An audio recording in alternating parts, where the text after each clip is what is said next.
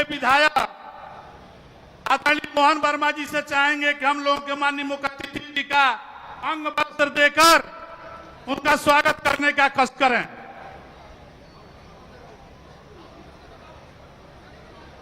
अब मैं यहाँ के लोकप्रिय विधायक आदरणीय विनय प्रकाश गौड़ जी से आग्रह करता हूं कि माननीय मुख्य अतिथि जी का पुष्प गुच्छ देकर उनका स्वागत करने का कष्ट करें।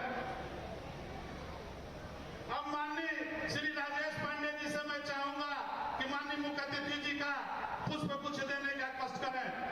अपने सांसद आनी विजय कुमार दुबे जी से चाहेंगे कि उनको पुष्प गुच्छ देकर स्वागत करने का कष्ट करें।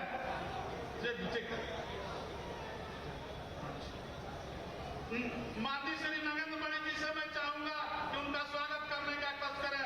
श्री जगदम्बा सिंह जी से चाहेंगे, श्री अतुल सिंह जी, श्री मदन गोविंद राव जी, शंभू चौधरी जी, दीपलाल भारती जी, प्रमुख मोती चक,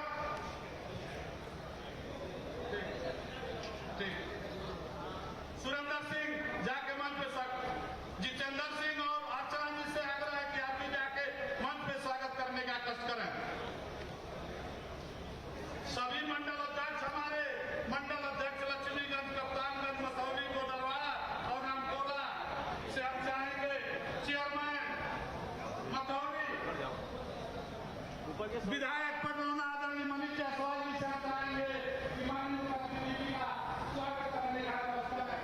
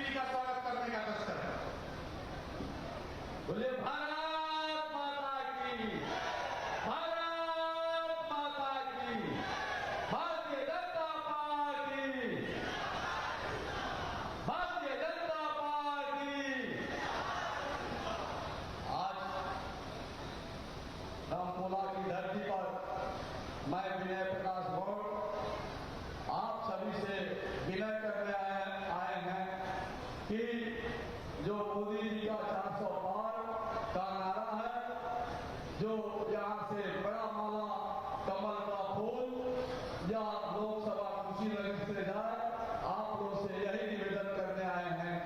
आज के मंच पर पंचासीन भारत के रक्षा मंत्री परम आदरणीय राजनाथ सिंह जी का मैं रामकोला की धरती पर स्वागत बंदन अभिनंदन करता हूं और जिनके लिए हम लोग सब आए हैं, माननीय सांसद और सांसद प्रत्याशी विजय कुमार दुबे जी का मैं हृदय से स्वागत बंदन अभिनंदन करता हूं और पूर्व में कई भारत सरकार के मंत्री कुंवर सिंह जी का मैं रामकोला की धरती पर स्वागत बंदन अभिनंदन करता हूं और जिले के जिला अध्यक्ष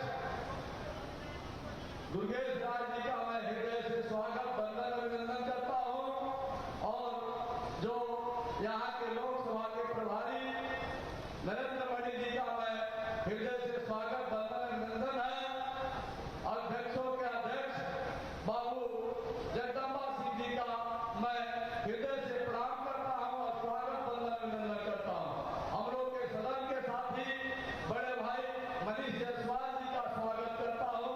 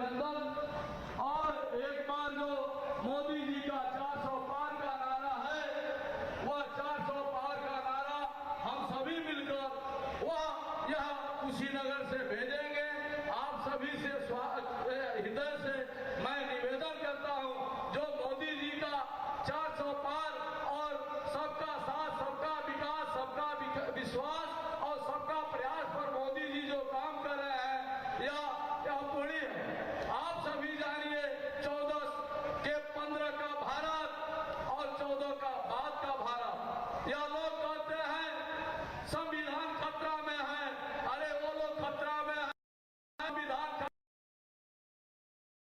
मंत्री नरेंद्र मोदी जी होते हैं तो यहाँ के जो हमारे द्रौपदी मुर्मू को राष्ट्रपति बनाते हैं। इसलिए आप सभी से निवेदन है कि जो भारतीय जनता पार्टी ने जो विश्वास करके अनुसूचित जनजात पिछड़ी का सम्मान किया है, तो इसलिए हम लोग कमल के फूल को ही जिताएंगे। आप सभी से निवेदन है, एक एक और 400 पार का नारा पहली जून को हम सब मिलकर 400 पार और 8 लाख पार का नारा है, हम सब लोग मिलकर यह नारा के साथ एक कुशीनगर का 400 पार में 1 नंबर का जाएगा। जय हिंद, जय भारत। अब मैं पूर्व केंद्रीय मंत्री आदरणीय श्री आरपीएन सिंह जी से आग्रह करते हैं कि आवें और अपनी बातों को रखें। सबसे पहले तो हम रौरा सबके अभिवादन करत आनी। इतने तपती हुई धूपवा में रौरा इतना संख्या में भाई कार्यक्रम में आई बा। हम चाहता नहीं सबसे पहले रौरा अपने लिए ताली बजाए, इतना खूब पसीना बजा के और एक नारा लगे के चाहिए कि कम से कम रामकोला नहीं तो कम से कम दिल्ली तक पहुंचे के चाहिए। एक नारा लगे के चाहिए भारत माता की। और ने के लोग खा के नहीं आयल बा का बाबू, भारत माता की। और एगो नारा राजनाथ सिंह जी खातिर लगे के चाहिए, राजनाथ सिंह जी। बहुत बहुत धन्यवाद। हमारे मुख्य अतिथि इस देश के रक्षा मंत्री, भारतीय जनता पार्टी के राष्ट्रीय अध्यक्ष और उत्तर प्रदेश की शान राजनाथ सिंह जी इस मंच पे उपस्थित, जिनके लिए हम सब यहां उपस्थित हैं, आदरणीय विजय कुमार दुबे जो हमारे सांसद हैं, और आपके कमल के बटन पे दबाने के बाद 4 से फिर से हमारे सांसद होने जा रहे हैं। मंच पे उपस्थित हमारे पूर्व सांसद आदरणीय राजेश पांडे जी, भारतीय जनता पार्टी के अध्यक्ष आदरणीय प्रदेश भाई जी, रामपुरा के हमारे जुझारू अध्यक्ष विधायक आदरणीय विनय गौड़ जी, वर्मा जी, मनीष जायसवाल जी, यहाँ के चेयरमैन साहब, भूतपूर्व चेयरमैन अजय गोविंद राव जी, हमारे अतुल सिंह जी, राजेश्वर सिंह जी, और जिन्होंने भारतीय जनता पार्टी को सीखने का काम किया है, आदरणीय जगदम्बा सिंह जी, सम्मानित मंच, भाइयों बहनों, रउरा से हम सिर्फ विनती और अनुरोध करे आज बानी। 10 साल में मोदी जी के नेतृत्व में, राजनाथ सिंह जी के नेतृत्व में भारत बदल गईल बा। और जो बदलाव हुआ है, उस बदलाव को लेके जो प्रधानमंत्री जी ने साफ तौर से कहा है कि आने वाले 5 साल में और तेजी से बदलाव होगा। आम, गरीब, पिछड़े, दलित, शोषित समाज की आवाज को उठाने का जो काम भारतीय जनता पार्टी करेगी, उसके लिए मैं आज आपसे विनती और अनुरोध करने आया हूं कि भाई विजय दुबे जी को भारी मतों से विजयी बनाकर प्रधानमंत्री मोदी जी को तीसरे बार फिर से मौका देने के लिए आपसे विनती और अनुरोध करने आया हूं। बहुत बहुत धन्यवाद। एक बार एक और नारा लगाई जाए, जय श्री राम, जय श्री राम। बहुत बहुत धन्यवाद।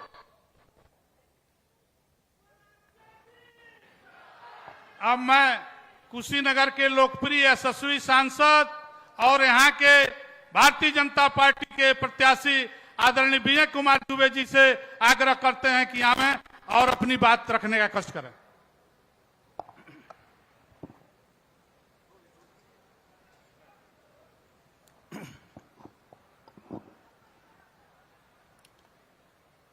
चंद शब्दों में कुछ मैं विचार रखूं, इसके पहले आग्रह करता हूं, दोनों हाथ उठाकर भारत माता की जयकारा में कोई कंजूसी नहीं, बोलिए भारत माता की, भारत माता की। धन्यवाद। भारत सरकार के रक्षा मंत्री और जिनके नेतृत्व में भारत देश ने पूरे दुनिया में अपना प्रभुत्व कायम किया, आदरणीय राजनाथ सिंह जी, भारत सरकार के पूर्व गृह राज्य मंत्री, वर्तमान के राज्यसभा सांसद आदरणीय आरपीएन सिंह जी, भारतीय जनता पार्टी के जिले के अध्यक्ष श्री दुर्गेश राय जी,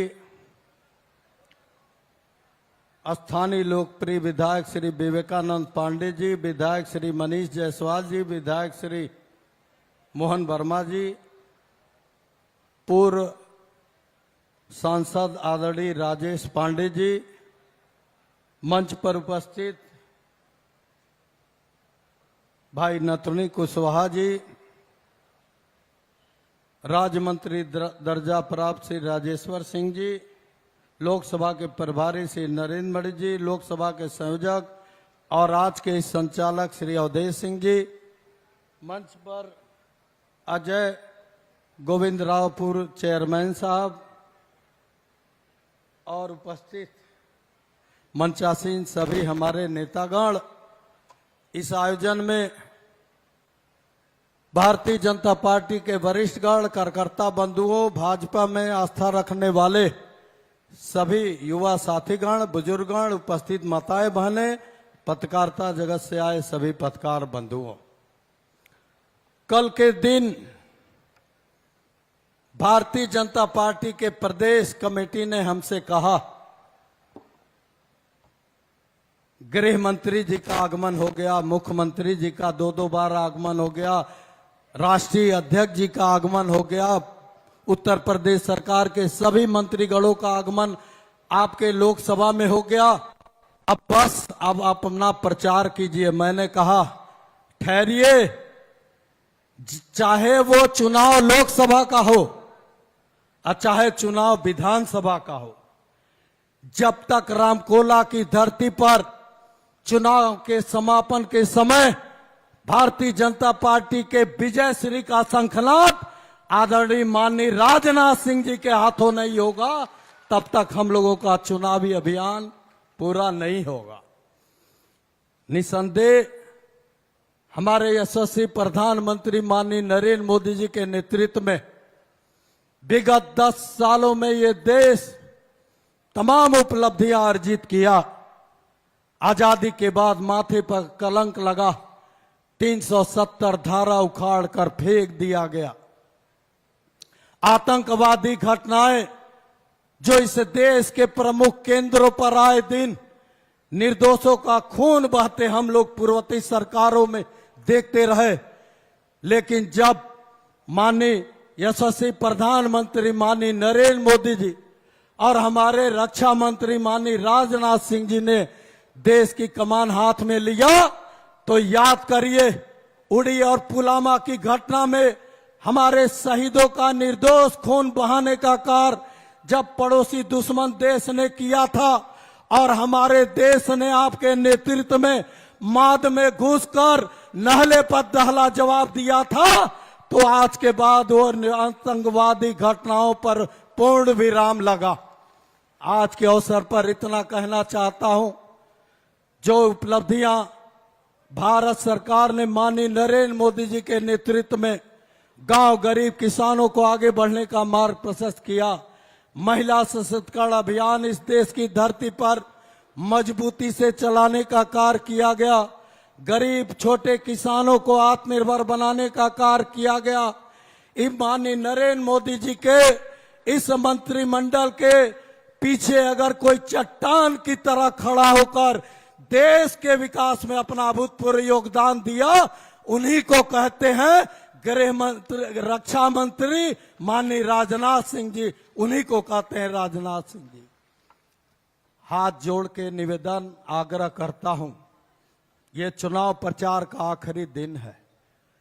1 जून को भारतीय जनता पार्टी के पक्ष में कुशीनगर लोकसभा वासी बटन दबाकर जब कमल चुनाव चिन्ह पर जब अपने भेदभाव से ऊपर उठकर समर्थन देगा तो विजय कुमार दुबे को केवल विजय श्री नहीं, जिन्होंने अपने अथक प्रयासों से बुरे दौर से गुजर रहे देश को मात्र 10 सालों में बीमार पड़े देश को दुनिया में विकासशील देशों की पंक्ति में खड़ा करने का कार्य किया, जिन्होंने उत्तर प्रदेश से अपराध मुक्त करके उत्तर प्रदेश के वासियों को अमन चैन लौटाने का कार्य किया, जिन्होंने इस देश के रक्षा में एक सजग प्रहरी की तरह माननीय राजनाथ सिंह जी हमेशा चट्टान की तरह खड़ा रहे, इनके हाथों को मजबूत करने का कार्य, इस देश के विकास को आगे बढ़ाने का कार्य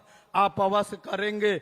आज के शुभ अवसर पर मैं आप सभी का अभिनंदन स्वागत करते, मंच पर बैठे अपने नेतागणों का अभिनंदन स्वागत करते सबको प्रणाम करता हूं। अपनी बातों को देता विराम, दोनों हाथ उठाकर बोलिए जय श्री राम।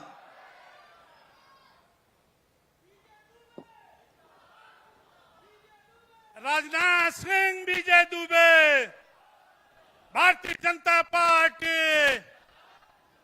अब मैं ऐसे व्यक्तित्व को आग्रह करने जा रहा हूं जो इस प्रदेश का मुख्यमंत्री रहते हुए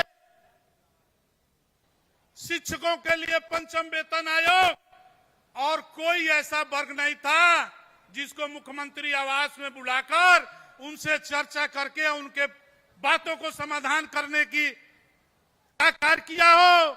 और एक बात और याद दिलाना आपको चाहते हैं, जब अटल जी की सरकार थी, आप कृषि मंत्री थे, किसानों के लिए इतना बड़ा कार्य जो किसान क्रेडिट कार्ड आप लोगों के परिवार में आप लोगों को मिला हुआ है, वो माननीय श्री राजनाथ सिंह की देन है।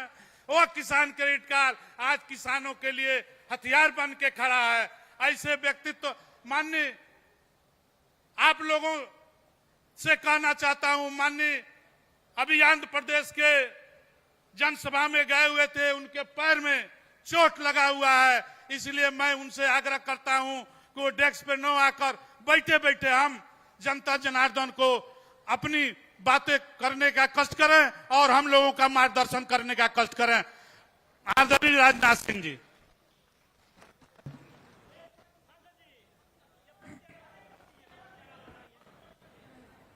हटा दीजिए उसको। गुड, अब तो ठीक है।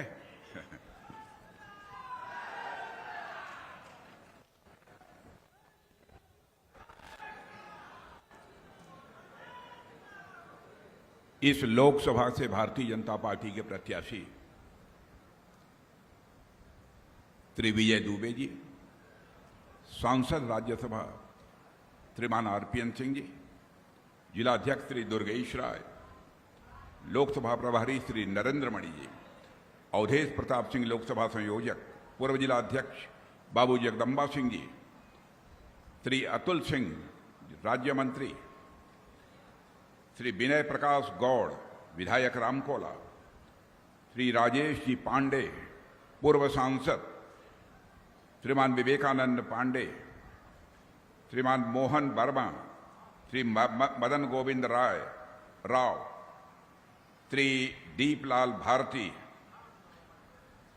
और श्री नौरंग सिंह चेयरमैन भथौली, हमारे सभी मंडल अध्यक्ष और मंच पर उपस्थित अन्य सभी पार्टी के अधिकारी और सभा में मौजूद मेरे सभी सम्मानित बहनों एवं भाइयों। वैसे रामकोला मैं कई बार आ चुका हूं, ये पहली बार मेरा आना नहीं हुआ है। मैं बैठकर बोल रहा हूं या मैं गुस्ताखी कर रहा हूं, क्योंकि आज के 15 दिन पहले पैर में चोट लग जाने के कारण आंध्र प्रदेश की सभा को संबोधित करने के बाद नीचे उतर रहा था, पैर में चोट लग गई। डॉक्टरों ने कहा कि आपको 1 सप्ताह आराम करना पड़ेगा, लेकिन आप जानते हैं चुनाव का दौर चल रहा है। मैंने फैसला किया जब तक 400 से अधिक सीटों पर बीजेपी नेतृत्व की एनडीए कामयाबी हासिल नहीं कर लेगी, तब तक मैं चैन की नींद नहीं लूंगा।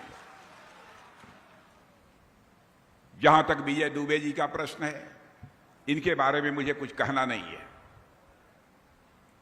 इतना विजय दुबे के बारे में मैं बतला सकता हूं, भारत की संसद में बराबर क्षेत्र की समस्याओं को प्रभावी तरीके से उजागर करने का काम कोई करता है तो आपके विजय दुबे करते हैं।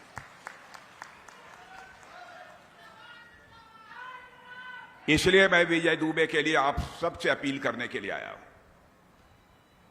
मेरे बहनों भाइयों, मैं देख रहा हूं कि गर्मी बहुत है और बराबर आप गमछे से हवा झल रहे हैं। गर्मी मुझे भी लग रही है, लेकिन क्या करें, मजबूरी है। मेरा यह मानना है और हमारी पार्टी का यह मानना है, हमारे प्रधानमंत्री का मानना है, बार बार चुनाव होना यह ठीक नहीं है। ऐसा होना चाहिए कि सारे देश में एक साथ ही लोकसभा के भी चुनाव हो जाएं और एक ही उसी के साथ विधानसभा के भी चुनाव हो जाएं। इसलिए मैं आपको आश्वस्त करना चाहता हूं, इस बार आप जो सरकार बना रहे हैं, 5 वर्षों के अंदर बहनों भाइयों, हम लोगों की पूरी कोशिश होगी 1 नेशन 1 इलेक्शन की व्यवस्था भारत में कर दी है। जहां तक मोदी जी का प्रश्न है, मुझे ज्यादा बतलाने की कोई जरूरत नहीं है। बहनों भाइयों, मोदी जी के नेतृत्व में भारत का कद सारी दुनिया में ऊंचा हुआ है। रामकोला के रहने वाले लोग यदि विदेशों में होंगे, आप उनसे पूछिएगा भारत के लोगों के प्रति आज के 10 साल पहले किस प्रकार का भाव था और आज विदेशों में रहने वाले भारतीय लोगों के प्रति क्या भाव है। जमीन आसमान का अंतर देखने को मिलेगा। बहनों भाइयों, 25 वर्षों से तो मैं विदेशों में जा रहा हूं। विदेशों के मंचों पर, अंतर्राष्ट्रीय मंचों पर मुझे विचार व्यक्त करने का मौका कई बार मिला है। संयुक्त राष्ट्र संघ में भी मैं बोल चुका हूं। मैं पहले देखता था कि हम लोग भाषण देने के लिए भारत के लोग खड़े होते थे तो हमारी बातों को जितनी गंभीरतापूर्वक सुना जाना चाहिए लोग नहीं सुनते थे, लेकिन आज भारत अंतर्राष्ट्रीय मंचों पर कुछ बोलता है, सारी दुनिया कान खोलकर सुनती है भारत बोल क्या रहा है। मेरे बहनों भाइयों, यह भारत की हैसियत, यह भारत का कद बना है। जो काम पिछली कोई सरकार नहीं कर पाई, उसको मोदी जी ने कर दिखाया है। जानते हैं, हमारा पड़ोसी देश पाकिस्तान है। पाकिस्तान के एक सांसद, member of parliament Fazlur Rahman ने पाकिस्तान की संसद में खड़े होकर यह कहा, ऐ पाकिस्तानियों सुनो, भारत तो विश्व की महाशक्ति बन रहा है, लेकिन पाकिस्तान अपने को बर्बादियों से बचाने के लिए दुनिया के सामने हाथ फैलाकर भीख मांग रहा है। बहनों भाइयों, यह हमारा पड़ोसी कह रहा है। लेकिन हमारे यहां के कांग्रेस और सपा के लोगों को बात समझ में नहीं आती। पाकिस्तान जो हमारा धुर दुश्मन है, वो भारत के बारे में यह बोल रहा है, वहां का सांसद, और यहां के कांग्रेस और सपा के लोगों के समझ में नहीं आ रहा है। वह मोदी जी का विरोध कर रहे हैं। धन दौलत के मामले में बहनों भाइयों, हमारा यह भारत 2014 के पहले, मोदी जी के आने के पहले, दुनिया के देशों में धन दौलत के मामले में हमारा भारत 11वें स्थान पर। और आपको जानकर खुशी होगी, 8 वर्षों के अंदर मोदी जी ने वह करिश्मा कर दिया जो कि आजाद भारत में कोई मां का लाल नहीं कर पाया।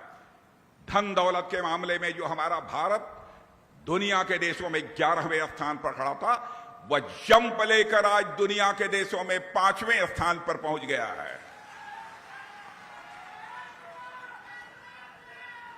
मैं नहीं, दुनिया के बड़े बड़े अर्थशास्त्री जो धन दौलत इन सब सारी चीजों के बारे में बात करते हैं, उन अर्थशास्त्रियों का भी यह कहना है, दुनिया के, और इनकी फर्म्स भी होती हैं, उनको फाइनेंशियल फर्म्स बोलते हैं, उन लोगों का कहना है दुनिया में सर्वाधिक तेजी से आगे बढ़ने वाली अर्थव्यवस्था यदि किसी की है तो भारत की है।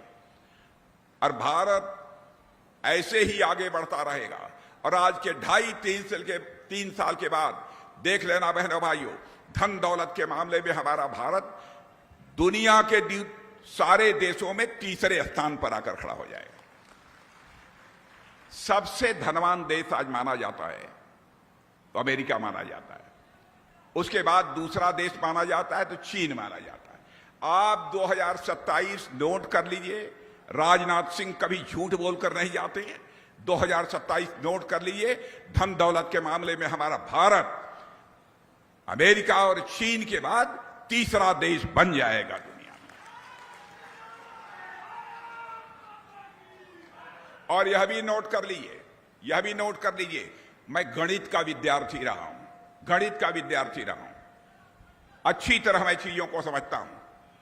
मेरे बहनों भाइयों, मैं 2047 तक भारत विकसित भारत बन जाएगा, इसमें कहीं दो राय नहीं। लेकिन दुनिया में सबसे धनवान देश यदि ऐसे ही हमारी सरकार चलती रही तो मैं दावे के साथ कह सकता हूं 2070 आते आते दुनिया का सबसे धनवान देश यदि कोई होगा तो हमारा और आपका देश या भारत होगा। यह भारत की हैसियत है। भारत अब कमजोर भारत नहीं रहा है, भारत अब दुनिया का ताकतवर देश बन गया है। पहले आपने देखा होगा पाकिस्तान से आए दिन आतंकवादी आकर बड़ी बड़ी आतंकवादी वारदातें करके चले जाते थे, सकुशल वापस हो जाते थे। लेकिन आप सुन रहे हैं अब देश में कश्मीर को छोड़ दिया जाए, महीने में 1-2 घटनाएं आतंकवाद की बामुश्किल होती हैं, नहीं तो इस हिंदुस्तान के किसी राज्य में कोई आतंकवादी वारदात नहीं होती। हमारा पड़ोसी पाकिस्तान भी समझ गया है भारत अब पहले का भारत नहीं रहा है। भारत के अंदर वह ताकत है कि सीमा के इस पार भी मार सकता है, जरूरत पड़ी तो सीमा के उस पार भी जाकर मार सकता है।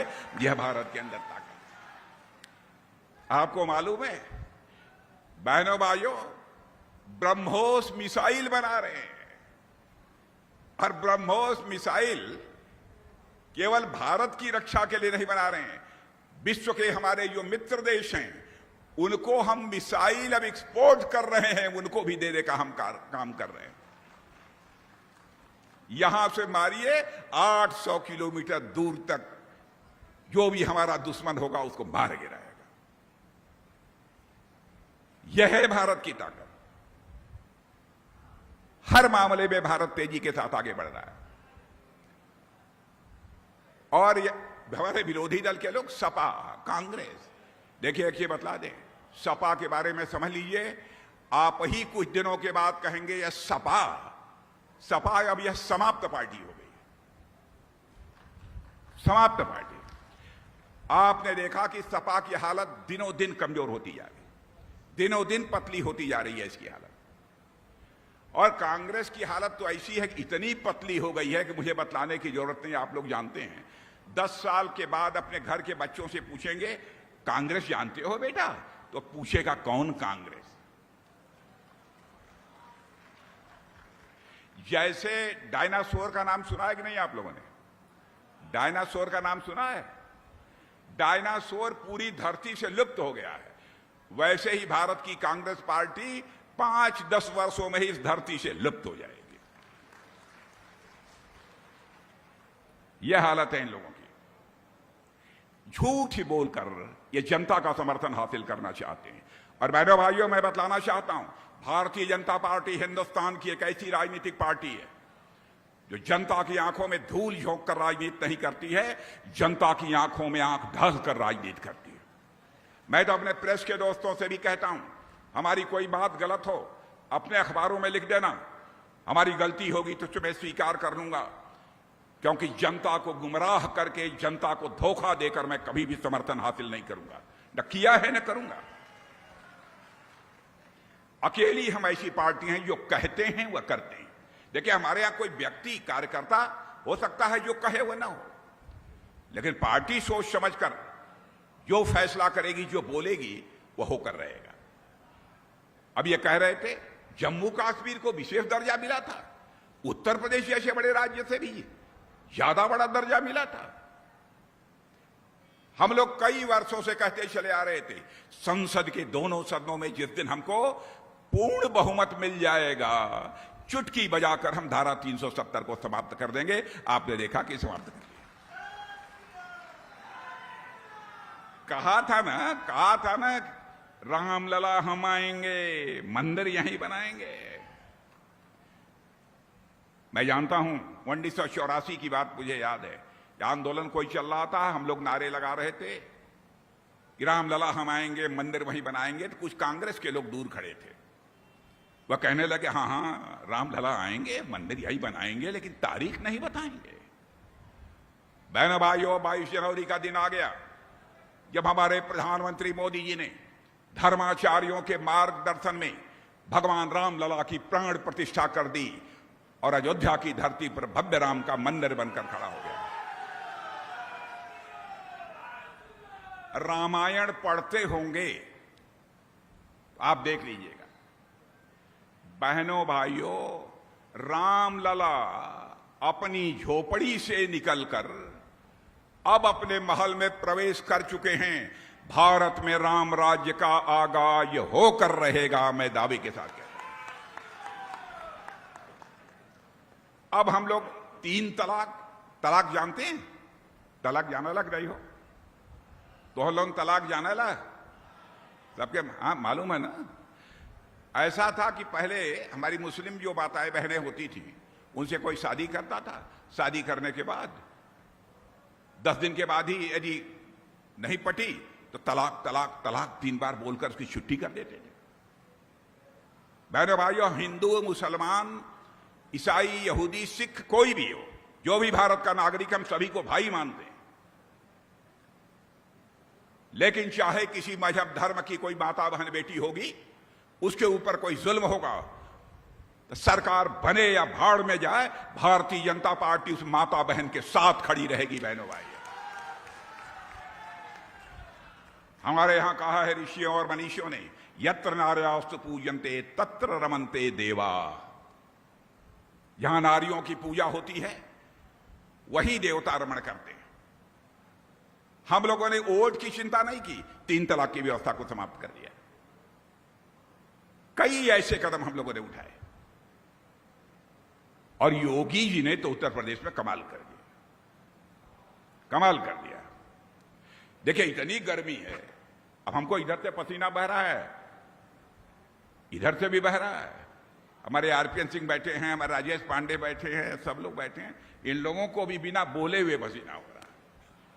इतनी गर्मी है भाई। गर्मी कम होना अधिक होना यह तो परमात्मा के हाथ में है, लेकिन इतना मैं जानता हूं, बदमाशों को गर्मी के दिन में भी शिमला की ठंड का एहसास कराने का काम उत्तर प्रदेश के इतिहास में पहली बार किसी ने किया है तो योगी जी ने किया। लोग ये कहेंगे कि साहब इतनी सख्ती बरतने की क्या जरूरत थी, क्यों ऐसा कर रहे हैं? बहनों भाइयों, मेरी बात सुन लेना। यदि किसी राज्य का आप विकास करना चाहते हो तो राज्य के विकास की पहली शर्त होती है कि कानून और व्यवस्था चुस्त दुरुस्त होनी चाहिए। कानून व्यवस्था चुस्त दुरुस्त है कि नहीं? है ना? चुस्त दुरुस्त है तो वोट दे दीजिए। जानते हैं, ये झूठ बोलते हैं, कहते हैं भारतीय जनता पार्टी आएगी तो पिछड़ों के और अनुसूचित जात के लोगों का आरक्षण समाप्त कर देगी। बहनों भाइयों, यह भारतीय जनता पार्टी की सरकार है, मोदी जी प्रधानमंत्री हैं। पहली बार आजाद भारत के इतिहास में पिछड़ों वर्ग के लिए जो आरक्षण की व्यवस्था दी जाती है, जो कमीशन बना है, उस कमीशन को संवैधानिक अधिकार देने का काम, संवैधानिक मान्यता देने का काम पहली बार आजाद भारत के इतिहास में किसी ने किया है तो हमारी सरकार ने किया है, हमारे प्रधानमंत्री ने किया है। अनुसूचित वर्ग के लिए भी ये झूठ बोलकर लोगों का समर्थन हासिल करना चाहते हैं। बहनों भाइयों, केवल सरकार बनाने के लिए राजनीति करते हैं, लेकिन हम लोग यदि राजनीति करते हैं तो केवल सरकार बनाने के लिए राजनीति नहीं करते, हम राजनीति करते हैं तो देश बनाने के लिए राजनीति करते हैं। हम झूठ बोलकर आपका समर्थन नहीं हासिल करना चाहेंगे। हां, इतनी बात पक्की है, धर्म के नाम पर आरक्षण दोगे, हम किसी भी सूरत में नहीं होने देंगे। धर्म के आधार पर आरक्षण किसी भी सूरत में नहीं होने देंगे। बहन भाइयों, मुस्लिम समाज में भी जो गरीब हैं, उनके लिए भी आरक्षण की व्यवस्था पहले से चली आ रही है। आप कहते हैं नहीं धर्म के आधार पर आरक्षण देंगे, जबकि पूरी तरह से असंवैधानिक है। भारत का संविधान इस बात की इजाजत नहीं देता। वोट के चक्कर में, इसीलिए मैं कहता हूं यह केवल सरकार बनाने की चिंता करते हैं, देश बनाने की ये लोग चिंता नहीं करते। अजीबोगरीब है। और देखिए, एक दिन तो राहुल गांधी ने स्वीकार कर लिया कि मैं तो हमारे यहां तो परिवार में प्रधानमंत्री बहुत रहे, नाना रहे, दादी दादा जो भी रहे हो, पिताजी भी रहे, सब लोग रहे, डॉक्टर मनमोहन सिंह रहे। कहे मैं छोटा बच्चा था तो मैं सबके घर जाता था, मैंने सिस्टम को बहुत नजदीक से देखा है। अब देखिए 52 वर्ष तक अच्छा किया आरपीएन सिंह जी, बहुत सोच। नहीं, कोई भी ज्ञानी पुरुष होगा, समझदार पुरुष होगा तो ऐसी कांग्रेस को ठोकर मार देगा।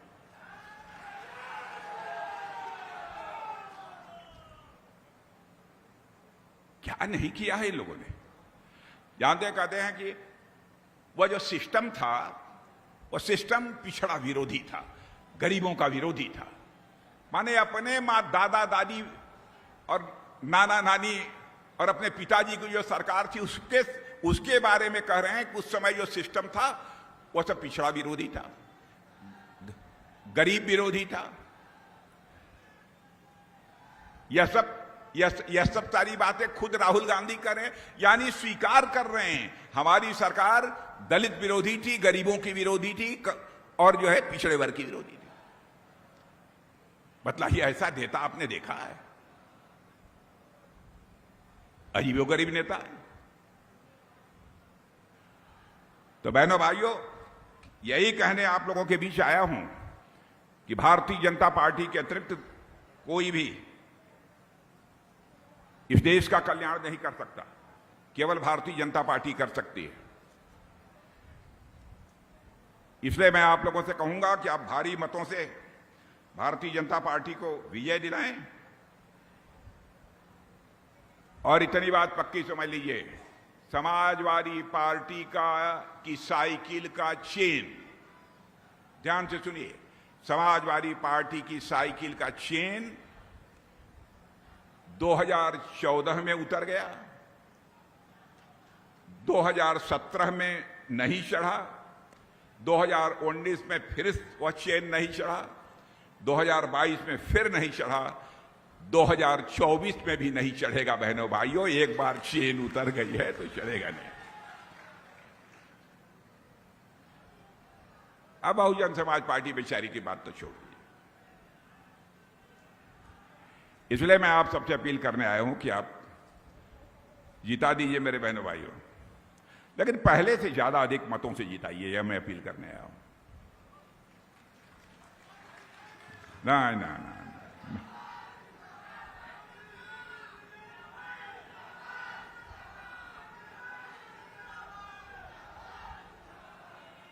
नहीं, मामला जमल नहीं, मामला जमल नहीं।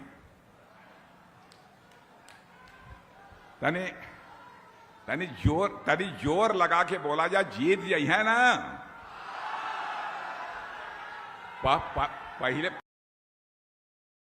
पहले अधिक वोट से पक्का। बहनों भाइयों, आज अंतिम बात यह कहना चाहता हूं, हमारा भारत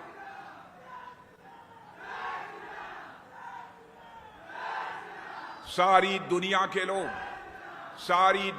लोग एक नई सोच के साथ, सारी दुनिया के लोग एक नई सोच के साथ नए भारत का निर्माण होते हुए प्रत्यक्ष अपनी आंखों से देख रहे हैं। एक छोटी सी बात केवल आपको एहसास कराने के लिए कह देता हूं। रूस और यूक्रेन के बीच लड़ाई चल रही है, इसकी जानकारी आप सबको है? कितने लोगों का हाथ उठाइए रूस यूक्रेन के? अरे सब बहुत लोग बहुत जागरूक हैं, रामकोला के लोग। 2 साल से लड़ाई चल रही है। रूस की तरफ से भी बम, तोप, गोले, मिसाइल, और यूक्रेन की तरफ से भी बम, तोप, गोले, मिसाइल लगातार चल रही है। हमारे भारत के बच्चे यूक्रेन में, कोई वहां पर डॉक्टरी की पढ़ाई कर रहा था, कोई इंजीनियरिंग की पढ़ाई कर रहा था, कोई मैनेजमेंट का कोर्स कर रहा था। उनके माता पिता जो भारत में रहते थे, उन्हें इस बात की चिंता हुई, हे भगवान हमारे बच्चों का क्या होगा। रूस से एक भी मिसाइल आकर हमारे बच्चे जहां यूक्रेन में रहते हैं उनके ऊपर गिर गई, तब तो हमारे बच्चों की जिंदगी खतरे में पड़ जाएगी। आंखों में आंसू लेकर उन बच्चों के माता पिता प्रधानमंत्री से मिले और कहा, मोदी जी चाहे जो कुछ भी हो, हमारे बच्चों को आप यूक्रेन से बाहर निकाल कर आइए, पढ़ाई हो अथवा न हो, हमें इस बात की चिंता नहीं है।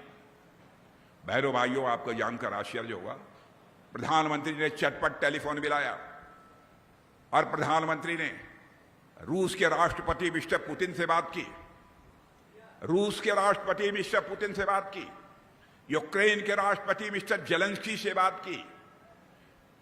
और आपको जानकर आश्चर्य होगा, जो काम दुनिया का कोई देश नहीं कर पाया उसे भारत ने करके दिखा दिया। 4.5 घंटे के लिए युद्ध रुक गया और लगभग 22,000 हमारे भारत के बच्चे सकुशल वापस लौट गए। 22,000 बच्चे यूक्रेन से सकुशल भारत आ गए। मेरे बहनों भाई, यह है भारत की ताकत। हिंदू मुसलमान में बांटने का, हम हिंदू मुसलमान की राजनीति नहीं करते। हम सबको भारत का नागरिक मानते हैं, सबको भाई भाई मानते हैं, हिंदू हो, मुसलमान हो, ईसाई हो, सबको मानते हैं। हम कभी भेदभाव नहीं करते, ना हमारे प्रधानमंत्री कभी भेदभाव करते हैं, ना हमारी पार्टी की जो विचारधारा है वो कोई भेदभाव नहीं करती। लेकिन गलतफहमी पैदा करते हैं, ये लोग गलतफहमी पैदा करते हैं। हम देश को एक ताकतवर देश बनाना चाहते हैं, हम इस सोच के साथ हम लोग काम करने वाले हैं। इसलिए मैं कहना चाहता हूं मेरे बहनों भाइयों, आप कमल के फूल का बटन दबाइए और हमारे विजय दुबे जी को भारी मतों से विजय दिला दीजिए। फिर मिलेंगे आगे।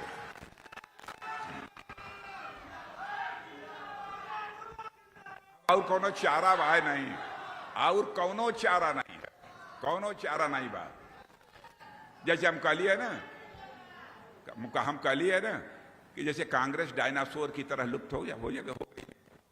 हमें